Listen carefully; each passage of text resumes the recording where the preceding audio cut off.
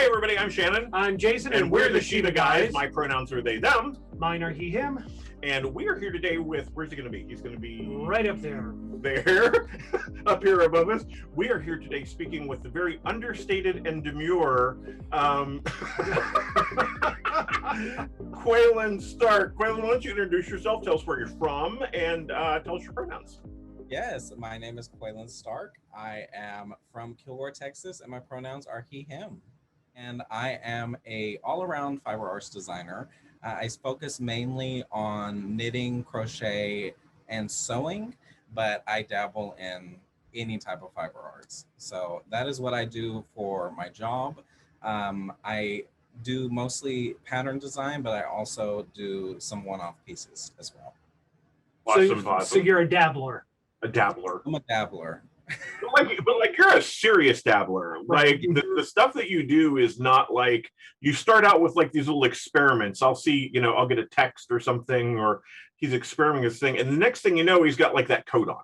Yeah. Mm-hmm. You know what I mean? It's like, oh, I'd really like to play with some of this, and so we hook him up with it, and all of a sudden it's like this work of art comes out. It's everywhere. Right. Mm-hmm. And I really think one of the reasons we wanted to talk to you today is, well, mainly because you are a part of the LGBTQIA community, correct? Yes. Right, plus community. Mm-hmm. And we really, really feel strongly that most of the creators and the makers and the artists in this community are seriously underrepresented in the fiber arts community as a whole. Yes. And you are one of the more outspoken of the, and I can't even say that you're one of the newer artists anymore. Not anymore. No. Not anymore. I mean, when we first found Quayln, we'll give you all just a little bit of background. Quayln was in the back corner of a thrift store, digging out old ends of yarn and finding old Afghans to turn into things, and he was asking people for no, none of that was true.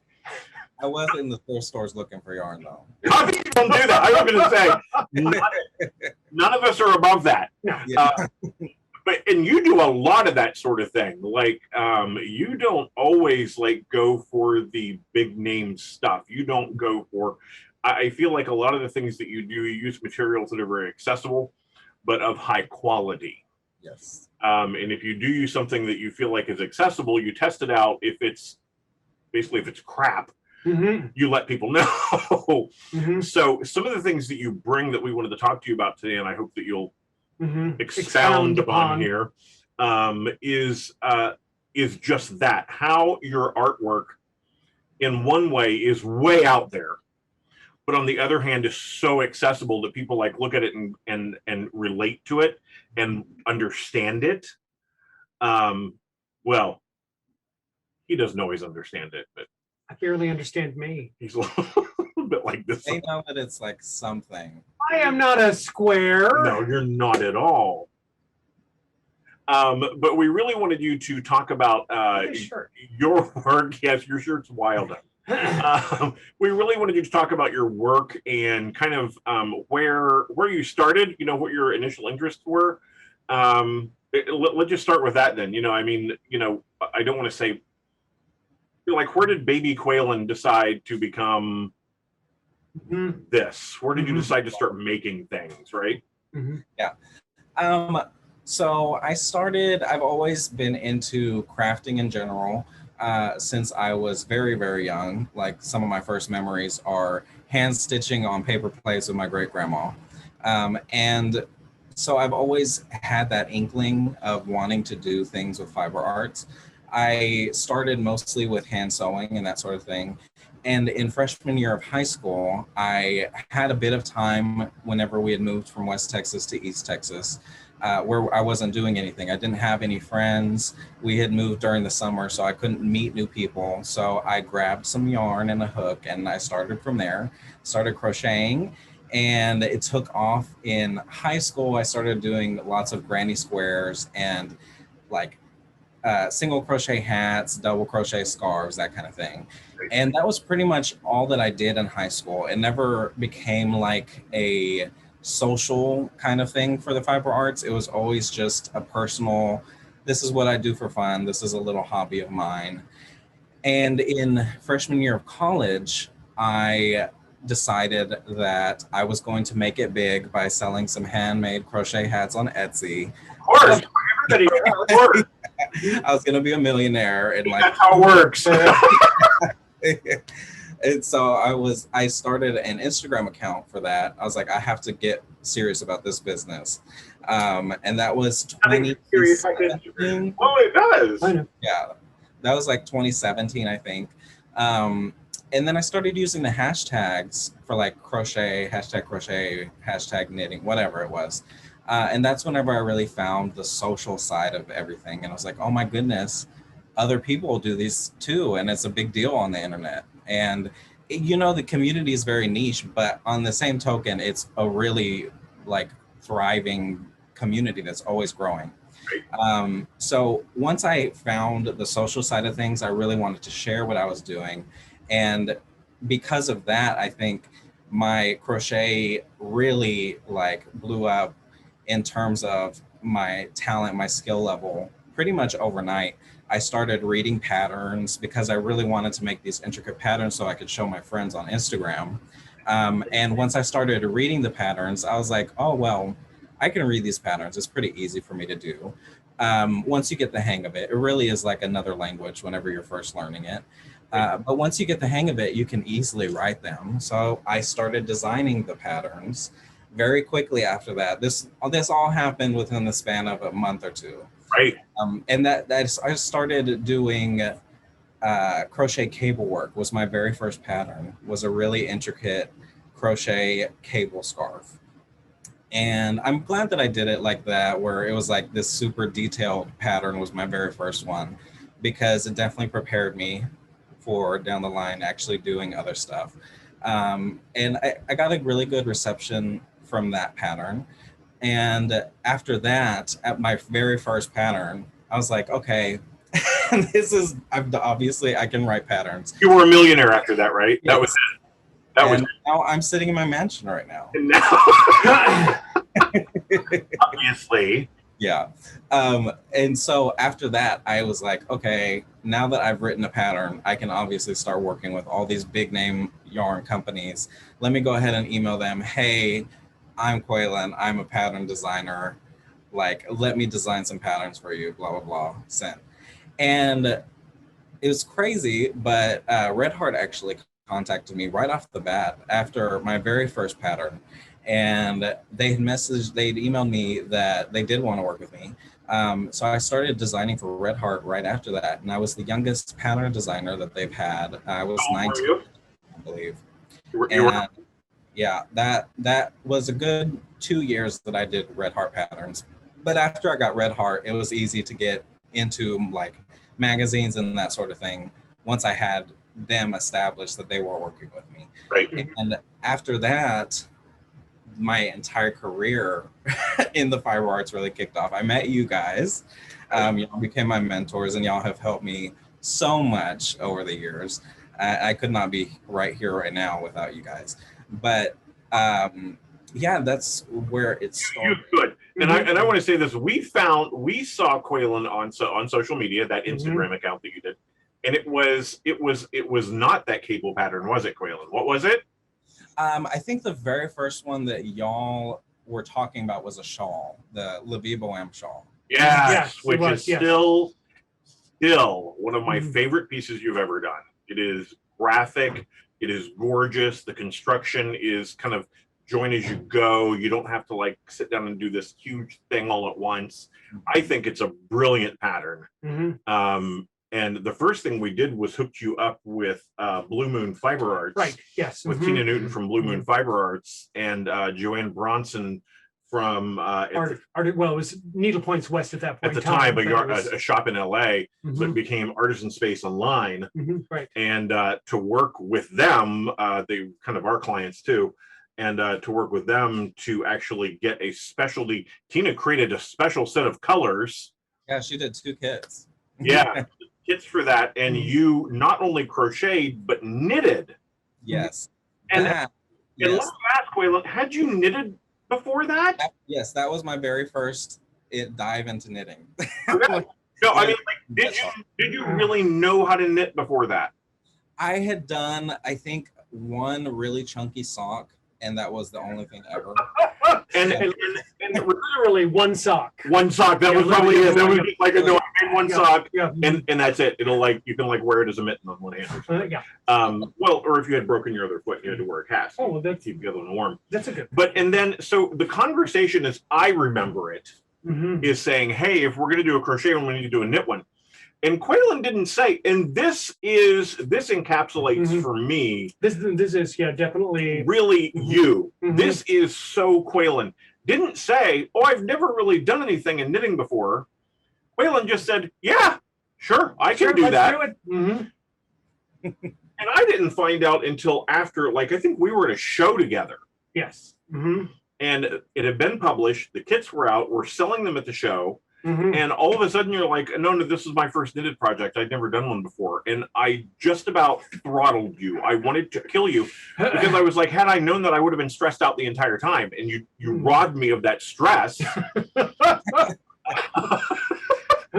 But that really, for me, that encapsulates you, is that you look at something and go, okay, I get the concept. I'm going to do it. It's not, I'm going to try it. It's, I get the concept. I'm going to do this thing. Yes. And you just do. It's not, I've never seen you like sit there and go, maybe I can. I think if you have those conversations, it seems to me like, and correct me if I'm wrong, you have them very quickly internally. Like you'll go, I don't know. Maybe I can, maybe I can't. Oh, maybe I'll give it a try. And then you go, yes, I'll do it. Like the outside. Yeah, I know immediately if I can do something or not. I know myself enough to know if I can get something done. So it doesn't take that long for me to decide. So, and I think that really, I mean, for us and what we know of you, is it's pretty much, I mean, unless it's Quayln, can you restock that rack over there? Yes. I'm not. Other than that, you just kind of go yes, and you move forward, and you kind of figure out how to get it done from there. And I think a lot of people are afraid of doing that sort of thing and going after it. And I think had you sat and thought about it for very long at all, this whole endeavor of fiber art, so I'm going to be a fiber artist, because that's not what you went to school for, was it? Yes. So that freshman year of college, whenever everything started going really good for my fiber art stuff, that was whenever I decided I was like, I originally was going for nursing. Right. And that was my deciding factor for, I had just gotten into, right about to be in the nursing program. And I had like a stretch of 2 weeks before starting the nursing program where I decided I'm going to go ahead and do this fiber art stuff full time, because it's something that I've always wanted to do. So, and not everybody has the ability to do that, right? But what were some of the factors that you took into consideration? Why did you make why were you able to make such a drastic leap, and why did you decide to do that? I mean, a lot of people would say, yeah, I'm gonna finish my nursing degree and get a job doing that, and I'm gonna do this fiber arts thing here on the side. Why were you able to not do that? Yeah, how were you able to flip that over so fast? I still lived at home, so that was a big thing. At that point, I was paying, I think, just my car payment at that time, so it wasn't really, financially, I was okay, and I was still making money. It was still coming in, and at the time, I was doing a few patterns here and there, making like 300 here, 200 there. And for me, I was like, oh my goodness, this is like the most amount of money I've ever seen. Like this is crazy. I'm just rolling in dough. But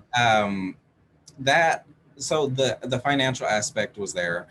And for me, I had always known that I didn't really want to pursue nursing as much. For me, that was just sort of like, well, this is going to be financially, I'll be okay for the rest of my life if I'm a nurse. But my heart wasn't there. I've always wanted to express myself through my art in some fashion. It just happened to be the fiber arts that I really connected to. And whenever I did connect to it and I realized I really have a passion for it, I really love what I'm doing, even though I could possibly struggle financially in the future or whatever, I know that I would be happy in what I'm doing. And I would rather be happy in what I'm doing as a career and poor than someone that's unhappy and has the money. So that was my decision process for that. And I think this goes back to what I was saying, that you're kind of the switch flips kind of person, that you make those decisions like that, and I can relate to that. And there's a lot more that goes on behind the process that you consider and you think, but to people on the outside, it seems like Quayln, like, oh, seriously, there's never like this build up to something. It's that Quayln is here today and tomorrow he's over there. And then he's up here, and then he's over there. Yeah. And it's that you make these decisions. It isn't a linear progression. It's not. You make this decision and you flip the switch and you just go do it. And that's what I'm talking about. I'm sure that there's an internal dialogue. Oh yeah, it's months and weeks of just late at night thinking about the stuff and just keeping it close to my chest. But then once I've decided on it, it's done.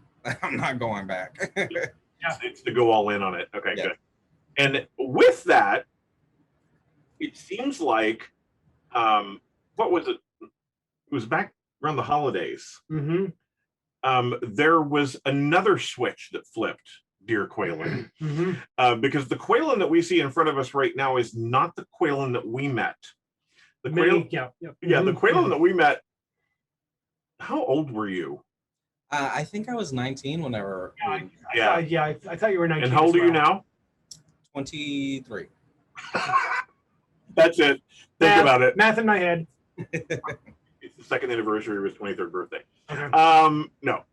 And you are a very different person than the one that we met then. Right. We saw, like, the phrase that we said to you more often than not was, the you that you're putting out there is not the you that we see when we talk. Right. And when we would have conversations, or when we were alone at a show, there was this Quayln. Yes. But when you were on the outside, there was not that person. You were literally sweater vests and button-down shirts. Am I wrong? I'm not wrong to say that, right? That's literally what I wear. Yeah. Well, I mean, I have that photo. Okay. Yeah. I mean, like, we have to show that photo. Yeah, because I have that picture of you. And I picked on you about it a lot. But one day, again, we're back to the switch flipping, right? There was a post. I think we all know the one that we're talking about, right? Yeah, maybe. Yeah, you know what we're talking about. There was a post on social media where, if I had false teeth, I would have swallowed them. And Jason nearly was rendered speechless. I was actually not rendered speechless. No, you said plenty afterwards. I'm just quiet naturally. I think what you said was, "That's a hoo-ha, sir, a hoo-ha." You Might have said that, yeah. when I you might have saw said that. yeah. Shout out to Leverage. And so and you know the post that we're talking about, right, Quayln? Yes. And it seemed like there was this, and then again, there's Quayln. And all of a sudden, we started seeing, and through now, we all of a sudden see this person that we used to see in private is now on the public side. And even then, it was glimpses of that person. Yeah. We could see, the cracks starting to kind of break through. But some folks never do flip that switch. They never flip that switch, and they live a great portion. That's why we have, people buying Lamborghinis and Ferraris when they're in their 60s, because they go through the midlife crisis because they never did the things that they wanted to do. What was it this time that the switch flipped? Because it was obvious. Anybody go to his social media. We'll put the link. It'll be link right here somewhere, and it'll be in the interview afterward, in the article. But go on there and go way back. And start scrolling, and you'll see baby Quayln, baby Quayln, baby Quayln, and then this bad bitch showed up and took over your life. It's my Sasha Fierce moment. Like, seriously, it was insane, and it has been joyous ever since to see. I have to say that. And so, what happened? What happened, Quayln? there was a lot of things that went into that. Um, Ever since I had really started my fiber arts journey on Instagram, I've always had the ideas and the concepts for these crazy outlandish outfits that I think I'm more so now being known for, is I can do all of the like regular cable works and Fair Isle and all that stuff. I can do all the classic knit and crochet stuff. But I think right now, what people I'm able to showcase more is my more outlandish designs and concepts. I've always had that in the back of my mind of these different things that I could do. I have so many outfits already planned from years ago that I'm just barely getting to. I remember sketches like yeah. you. Well, I've got this idea for this, and we're like, no, do it. Yes. So even back then, I was planning on doing it at some point in my life, and on Instagram, I think I was very much toned down for the audience. And that was for a couple of different reasons. I think the first reason is that whenever you think of knitting and crochet, the first thing you think of is like an older white woman. They're the people that are going to be interacting with knitting and crochet. Right. So I wanted to be palatable for them and have myself as like the okay queer or whatever, the person that, well, he's gay but it's okay, like he's the safe queer, right? Yeah. And so I did that for a long time. And also my family growing up, I was raised as a Jehovah's Witness. All of my family is Jehovah's Witnesses, and there was always that added pressure. I think that was a big part of it as well. I purposefully named myself Quo on social media so that witnesses couldn't just look up my name and find it. So that was a definitely a little part of like a cushion for me where I could hide behind Quo. But it was still really scary because I knew that witnesses could find it, because they a lot of the times try to keep track of my stuff, what I'm doing. And I'm still technically a witness. I'm still baptized. I haven't been disfellowshipped. Which, I mean, if any of them go on my page, it's done. Like, they go on there, it's done. But so for me, whenever that change happened, my grandmother on my mother's side and my father both had stage 4 cancer for a year or two. And 2020 was a crazy year. And both of them ended up passing in October. And whenever that happened, it took me out for a bit. I had been preparing for both of them for that entire year, basically. We knew it was coming for both of them. And whenever the actual events happened, I had a moment where it was definitely me looking at my own like mortality and knowing that I'm not going to be here forever. What do I want to leave behind? Do I want to leave behind something that is safe and palatable, but not my authentic self? Or do I want to leave behind something that maybe could get me in trouble with the witnesses, or, which, I mean, not maybe could, it will, absolutely. But even cause rifts in my family or whatever, because that's definitely a big part of it as well. I'm a fifth generation Jehovah's Witness since like the inception of the witnesses, basically. So it runs deep in my family.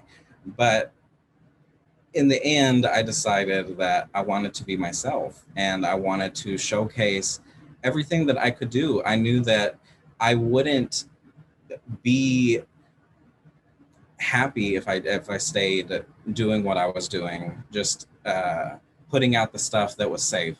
And not only would I not be happy, but I don't think I would be successful in the long run either in what I wanted to do.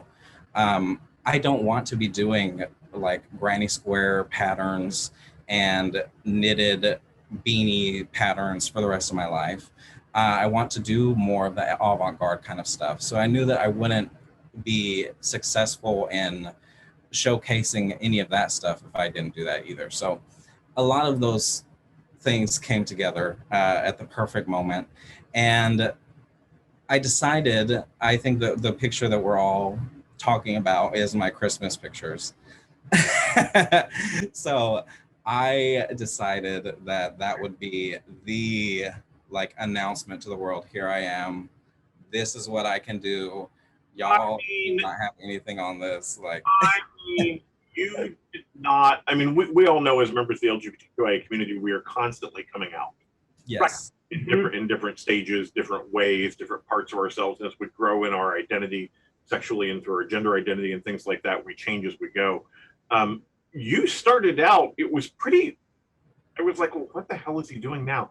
And you had made covers out of tinsel for these boots. Oh, that's right. And I was like, I need those boots. And I kept putting messages on I do this a lot in your feed. And I'm like, please send me my clothes back. You know, I mean, you design something and make something. And I'm like, please send that back to me. I don't know how you got into my closet to steal that. But those boots, I was just like, you know that I have a thing. Yeah. And jewelry and anyway. So... But those just boots, one big thing after another. Yeah, one big thing after another. But those boots, I was just like, what is he doing? And then I think you made like, was there like a headpiece to go with it or something? Have to. Mm-hmm. Right. And then something had lights in it.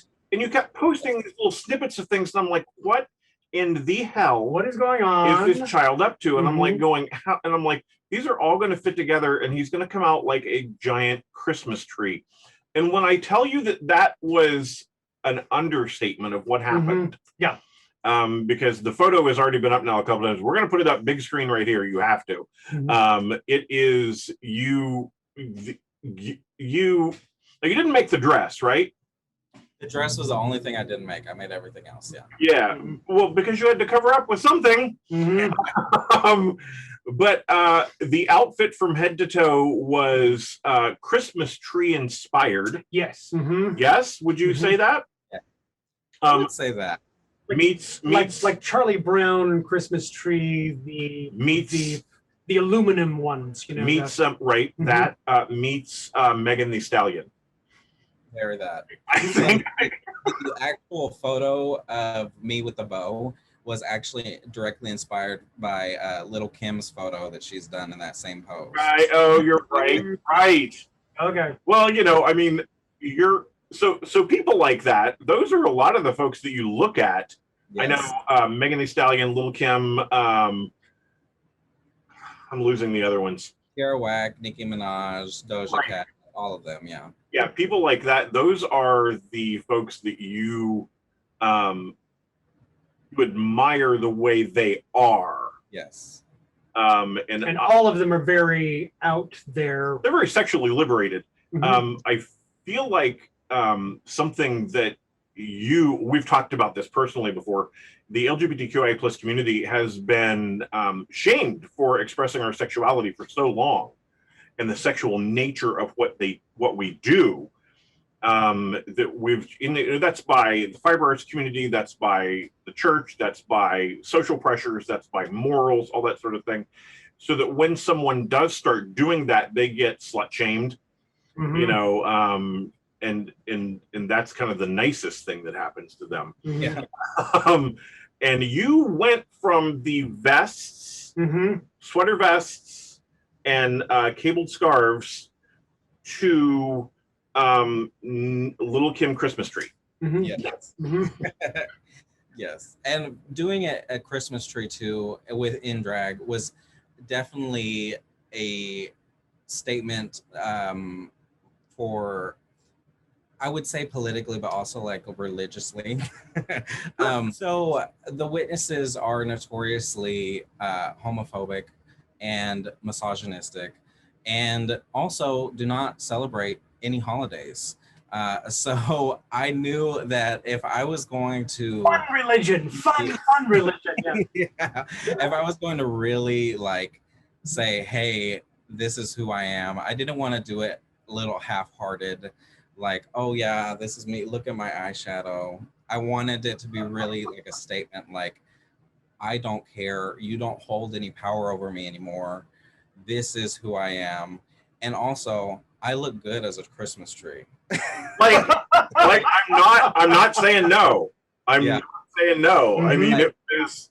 there's like, in that picture alone, there's like probably 20 different things that could disfellowship me for. So that's why I did it like that. I really wanted to say, here it is. There's no like going back if I post this picture.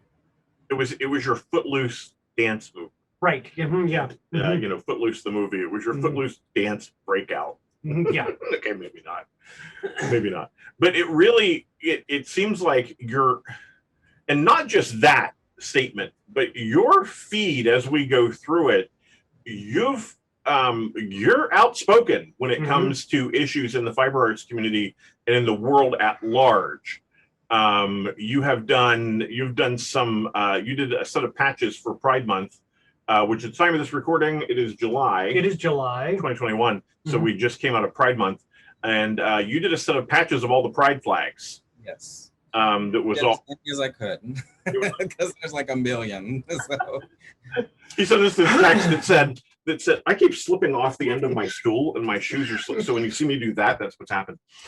He sent us this text that went, oh God, this is going to kill me. Something like that, that you didn't know how long they could do. Because you, like, how big are they? They were 30 stitches by 40 stitches each. So each of them was like 1,200 stitches. And Grace and I did 10 of them.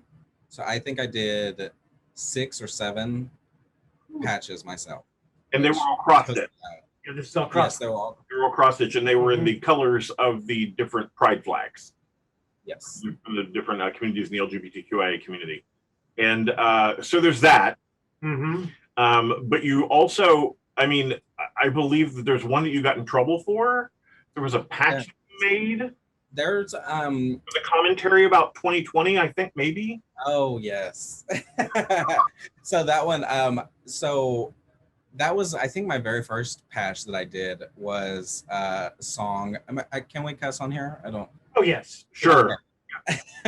So back in 2020, the very first patch that I did was based on a song that I really identified with at the time. As y'all know, I went through a lot of trials and tribulations in 2020. We're not just talking the pandemic. It was a lot. Everything in my life. Through it, yeah. Yes. So it was based on a song title called Fuck 2020. And I made it into a patch for a hat. And that I got a little bit of a little flack for with a brand that I'm working with. But I stood my ground on it. I'm not going to back down or censor myself anymore. Now that I am fully out as myself on social media, I'm not going back in any capacity. Do you feel overall pressure from the fiber arts community? I asked this question already knowing the answer. Do you feel any pressure from the fiber arts community overall to not be as out there as you are? Certainly, I think I can be more I think that I could definitely be more well known in the fiber arts community if I were to do that sort of thing, of really sticking to the status quo, which is literally against my branding. My branding is break the status quo. Break the status quo, right. But for me, that's not worth it. I really want to be as authentic as possible now. And I don't feel that pressure. The pressure is definitely there to be like that, but I don't feel it. I don't really, it's there, but I'm not gonna even touch it. I don't care about the numbers and whatever. I want to showcase my art that I can do and show the world exactly what I'm about, exactly where my talents are, and showcase myself through my fiber arts. And that's a big change from the beginning as well. You know, we talk about those switches flipping, and what seems like to all of us that our switches flipping, what we see now is your journey that you've come from, oh, I was trying to be more palatable so that I could make money, and so that I could be marketable within the community, to I made this change, and then I made this change, and then I made this change. And after you get to a certain point, it's just, I'm not going back. I'm not going back. Exactly. And I think one of the best things that I know that we hope that folks are finding out when they do start expressing their more authentic self through their work, like you're doing, and we're so thrilled to see you doing, by the way, is, I mean, like, it's cheering every time we see one of these things that you do, is that you find a new audience. That, Yes. like, some folks may be like you may lose some followers, but you're finding a new audience. We've seen that happen. We've seen every time you've done this, your numbers start to jump. And I don't know how that translates into income for you, but you're living more independently now. And you know, I mean, I feel like when you start you're a good example of, for folks out there, that as you start living more authentically and start expressing yourself through your work more authentically, your audience shows up. If you stop worrying so much about crafting yourself so perfectly for an audience or for a community, the community starts to come to you because they're attracted to folks who are strong and expressing themselves so actively and so authentically that they feel more comfortable being their authentic self. And so that's just a little commentary on what we've seen through you, as you a good example in the community and in the fiber arts community. I think you're moving more into the art side of it, side of things instead of into the traditional fiber arts. But also, I think one of the things that we're starting to see is that the traditional fiber arts are starting to open up more to the art side, as more folks like you do that. So we hope that people will take a look at your work and your profiles and start to feel empowered to do more of this and encouraged to do more of this, because until folks like you start standing up and saying, I am here and this is who I am and I will not be compromised, more folks aren't going to feel safe. You know, we always talk about the water's fine, jump on in. You can't say that unless you're in the water yourself. Exactly. You can't stand on the edge and say, "Oh no, the water's fine. Go jump in." For it.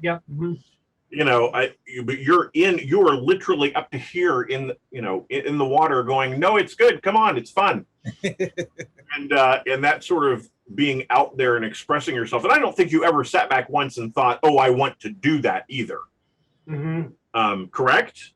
Correct. Yeah. But you've become kind of this little beacon to people. Well, not a little beacon at all. A big beacon to folks, and even to older folks in the fiber arts community. I know what you're talking who've been around for a while. It is encouraging to see those sorts of things happening and growing through art. And I really can't call you a new artist, but hopefully to a lot of the folks watching this, a new artist in the fiber arts community who's doing some different things. It's that I'm an established artist, but a little younger. Okay, we'll take that. Yeah. So did you just call us old? I didn't say anything. So that's all for today. Bye. So you are wearing one of your creations now. We have to talk about this. This is, it's a little subtle though. I don't know if folks can really see it. I was just going for like a really simple, elegant, basic cardi. Dishwashing mitt. Yeah, this is my my piñata cardi. I have two different variations. There's a longer version and a short version. This is a crocheted base. So the fabric itself of the cardigan is crocheted, and the fringe is the cherrywood hand-dyed fabrics. Cherrywood hand-dyed fabrics, right? Yeah. Absolutely love it.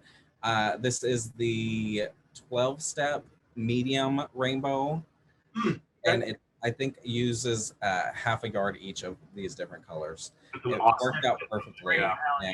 I loved it. And it takes more than a little bit of engineering to make something like that work out. So we'll put up the photos of that in the, hopefully you'll let us share those photos in the gallery as well.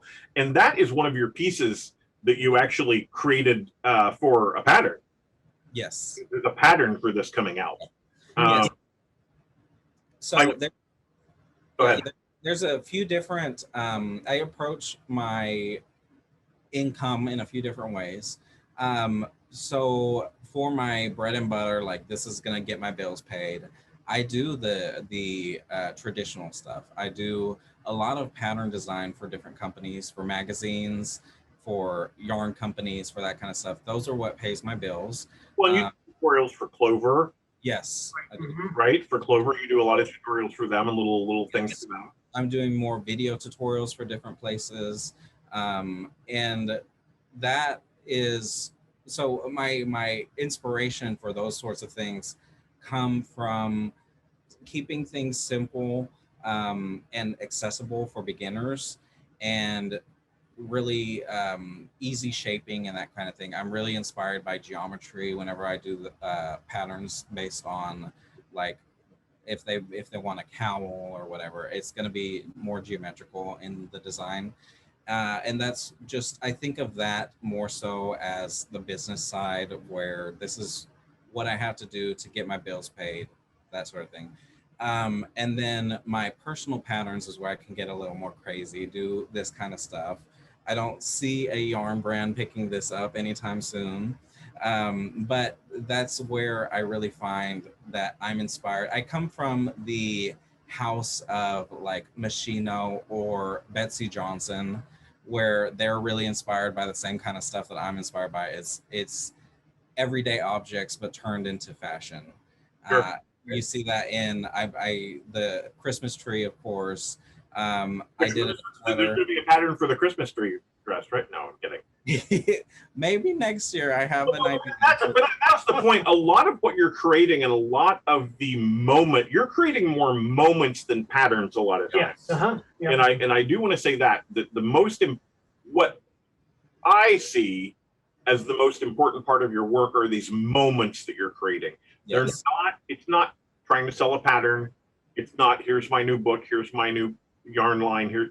It's not that.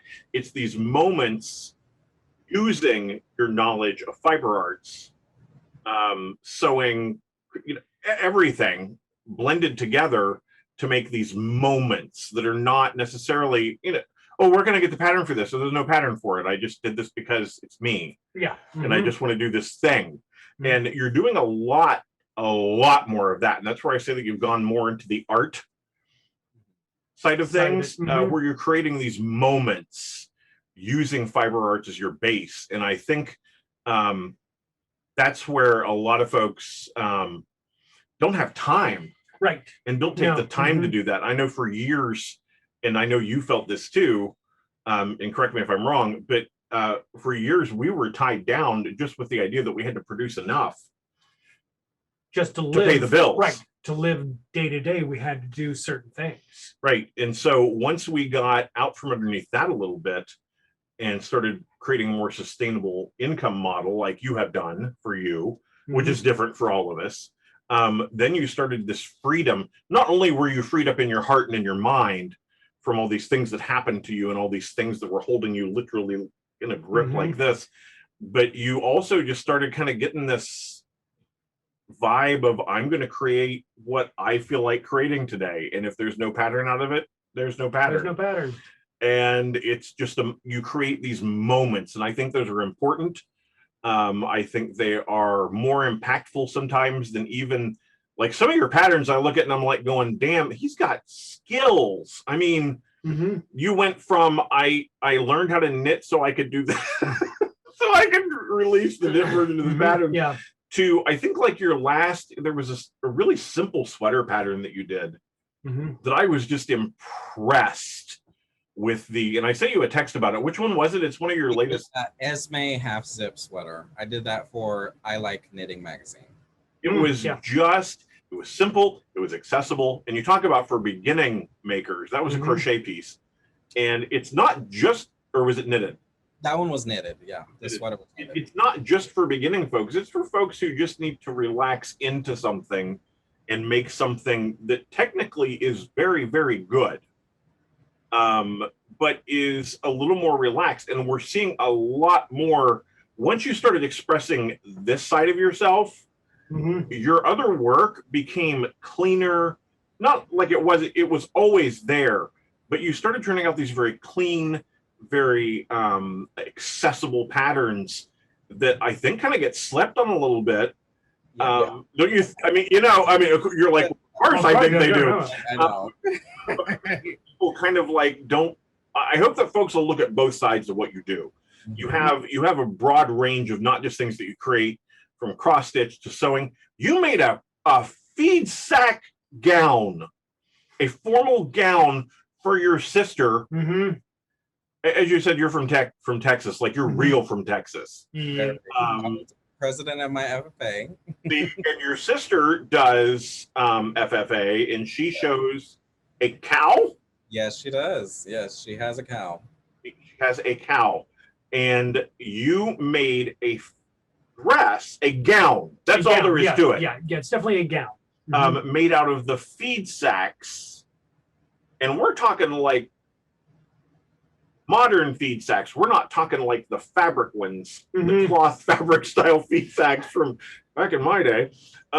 We're talking like those poly style feed sacks. You cut those up and draped a dress. Yes. Yes, that was my very first, like my knitting stuff. That was my very first ever like dress ever draped. It's worth overdoing. Yeah, that's what we always say. If it's worth doing, it's worth overdoing. But that was your first one. Give me a break. Folks are going to see this. That was your first, and you draped the entire thing, correct? When you did it. So you not only worked without a pattern, you draped it. For folks who don't know, draping a garment takes some skills. You have to see in 3D and translate what you see in your head, your sketch, onto a dress form. And Child did that beautifully to gorgeous perfection, like stupid perfection. I had, I think, 1 or 2 days to do it, but between the time my sister told me about it and the deadline for the contest, I had a couple of days to drape a ball gown out of feed sacks from your cow. Good Lord. A lot of fun. So this is the type of thing that I feel like you're a great example of the like never say no to an idea. And just because you don't think you have the skills to do it, I mean, figure it out. If it's an idea that you have in your head, figure it out. I know for years I was held back because, I didn't have the right sewing machine, or I didn't have you're a Bernina ambassador. I am. But you were still sewing on your little home machine. Yes. Yeah, everything up until this point was a little brother sewing machine that I got. Same we did. We had the little one that you get from Joann's, right? Yeah. The one that you get from there with the 50% off coupon. Always about the coupon. But I think you don't have to have all the things, and you don't have to have all the stuff, and you don't have to have the sponsorships, and you know what I'm saying? Yes. And you were creating with no backup, with no background. Nobody was behind you saying, I mean, yeah, we found you after a while and said, hey, we'd like to help you grow. But all we ever do for you is just kind of like say, here, so-and-so meet so-and-so. Yeah. And you walk through the door and do it. So saying that we helped you, that's very kind of you to say that. But all we did was introduce you to the people that we know. Yes, I definitely feel that I could have gotten through all the doors that y'all have led me through in my own time. But that being said, it would have taken a lot longer. It does take a long time. It shortcutted that. And I'm very appreciative. And that's one of the things that we wanted to do is we wanted to start working with young, well, not even just young, newer creators. Yeah. And not everybody steps through the doors, Quayln. Right. Not everybody steps through the doors. So we have opened those doors for several people. Several people, and so not far only... not all of them do that. I'm checking my notes here because Quayln says that he has an upcoming fall/winter collection. Now this just terrifies me because I know because I saw some. You work with some actual like rappers. Yes, I do. So my niche for designing for other people is I'm always ever inspired by female rap. Female rap and female rappers in general are some of the most creative people in the entertainment industry. I think that they are the front line for not only music but the fashion as well. And the female rappers, more so than any other category, I see work with a lot of independent fiber artists. Yes. They're always the ones that pick up different crochet pieces, different knitted pieces from just independent designers. So I've really been focusing on working with them a lot more. And it's perfect because it's exactly the fashion that I like to do is exactly what they like to wear. And I love their music. Their music's my favorite music anyway. So it's a symbiotic relationship.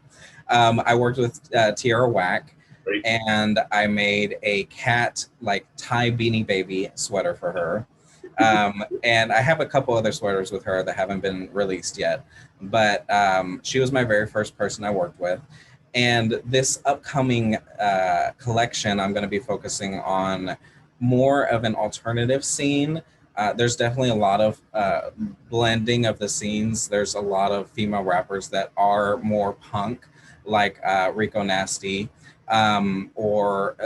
there's also some queer rappers as well, like Who Killed XIX is another duo of bi men.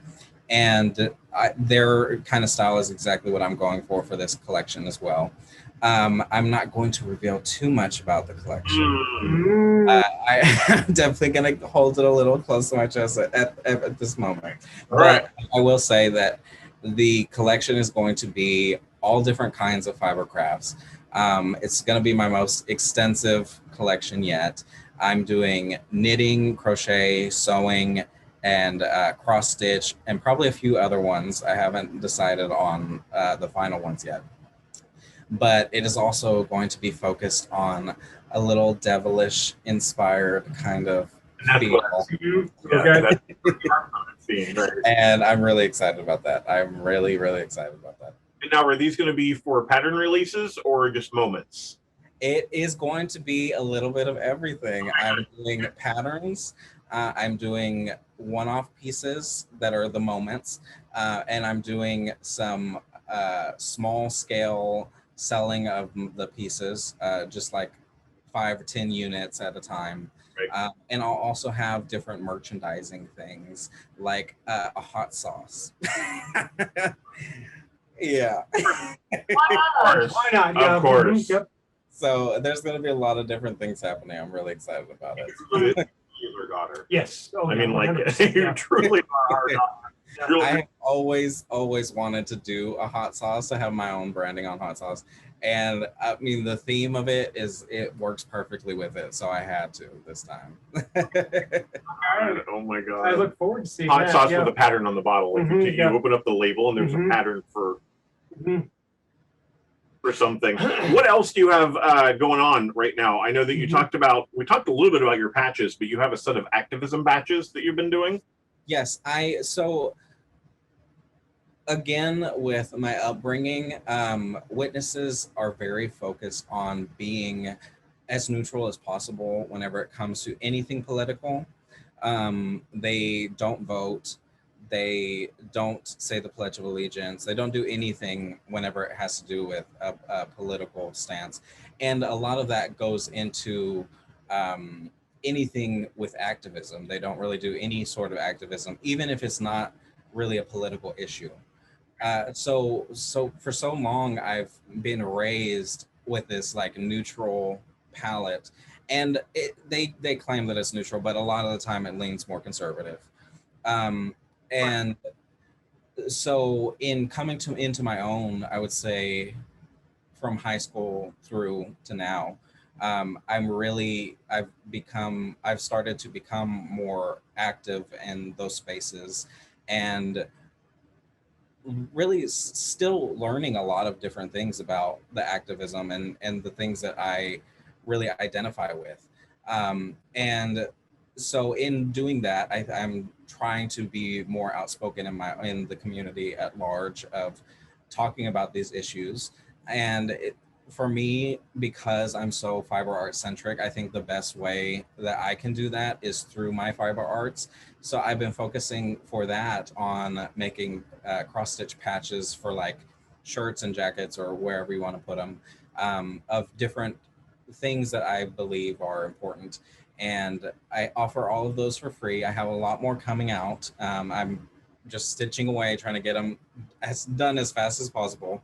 I have a huge list of them that I'm working through, and I offer them all. You need a helper to help you stitch. I do, but I offer those all for free and with different links to the resources that I believe are a good fit for whatever patch it is, where people can donate to those as well. Where can folks find those patches, those free patterns, and the links to you? They are on my website. I have an entire page dedicated to them. And what's your website again? www.quoe.us.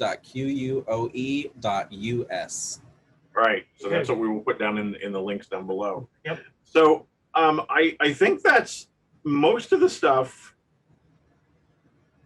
that we had to talk about. Is there, okay, so the one last question that I always like to ask, what is one thing that you wish that any interviewer ever, because you've done quite a few of these, what's one thing that none of us have asked you that you wish that we would?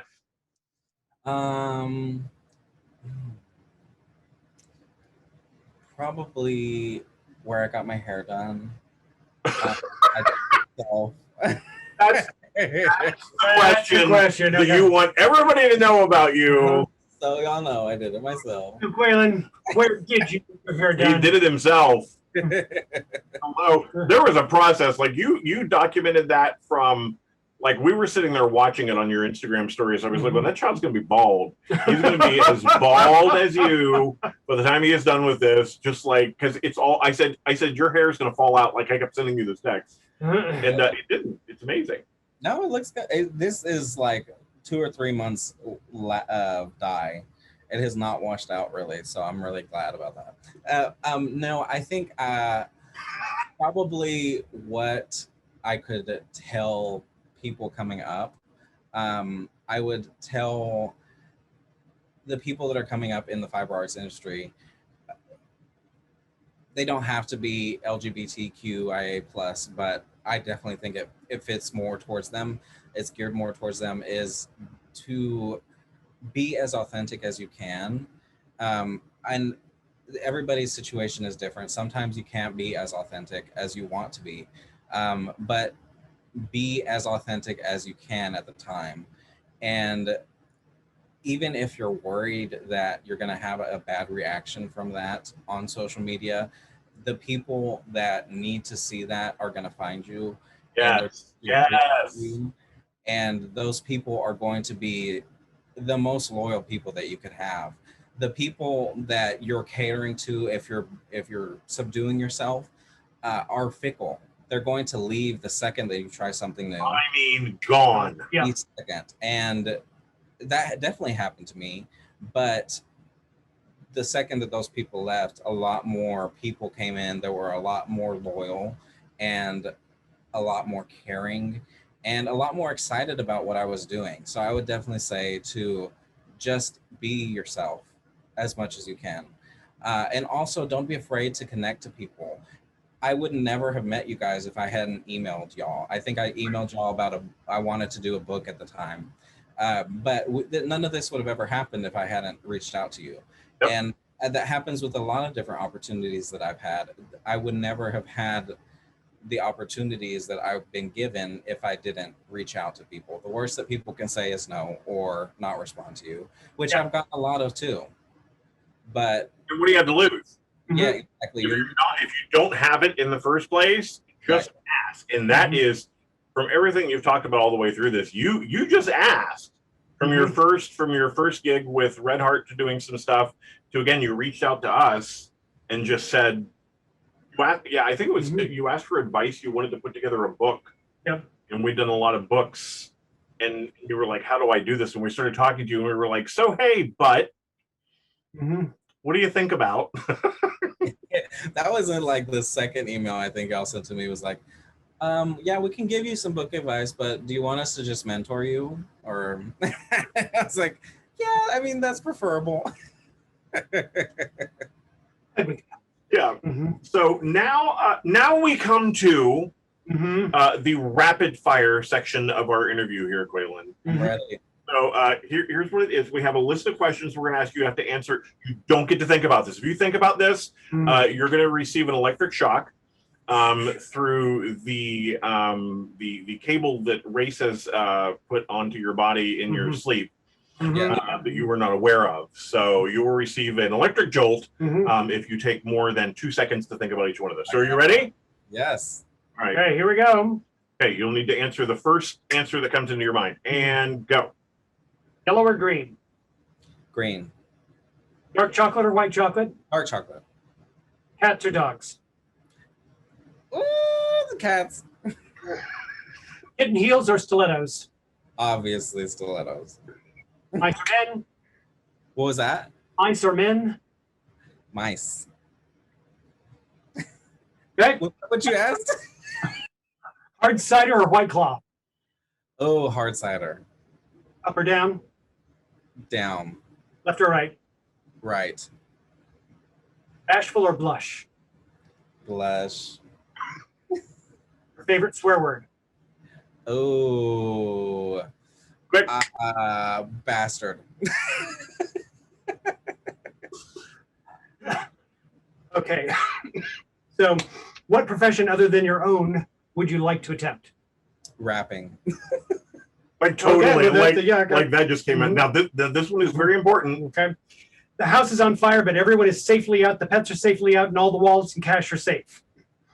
If you could make one last dash in to save one thing, what would it be? My 10-inch pleaser heels. That was easy. Which of course are not kitten heels. Last question. Last one. A train leaves Montgomery, Alabama at 11 a.m. A second train leaves New York's. No, we're not doing this. You're No, going to need a pencil here. we're not doing this. Do not go get a pencil. All right. So that's everything that we have for you today, Quayln. So again, thank you so much for opening up. I know this is kind of the first time that you've told some of these stories about yourself. Your work certainly tells the story. And what we wanted to do was kind of get the backfill behind some of that so that people could see that it's not just that Quayln hit his head really hard one day. But there was a reason, there was a motivation. Like the question I guess we should ask, what question do you hate being asked? You know, like ours is like, what's your favorite cup size? What's your favorite crochet stitch? You know, or what's it like that sort of thing. But the one that I hate the most is, what's your inspiration? And it's like, with this, really what we wanted to get into was what motivates you, what makes Quayln get up in the morning and go do stuff. And you've outlined that beautifully in this interview. So thank you for sharing so openly about this. I know that you have a lot of things coming in the future that folks are not ready for. I'm just going to say, I haven't even seen it and I'm not ready for it. But we are excited about it. We are your hype house. You know, we love seeing what you do, and we will never tell you go, should I do? The answer is always yes. Yes. Jump. We're the ones sitting there going, jump, jump, jump, jump all the time for you. So we are looking forward to it. We're so excited to have you as a representative in the fiber arts community and the art world, as a strong LGBTQIA+ person. And we look forward to seeing a lot more from you in the future, Quayln. Thank you. Thank y'all so much for doing this interview too. It's been a lot of fun.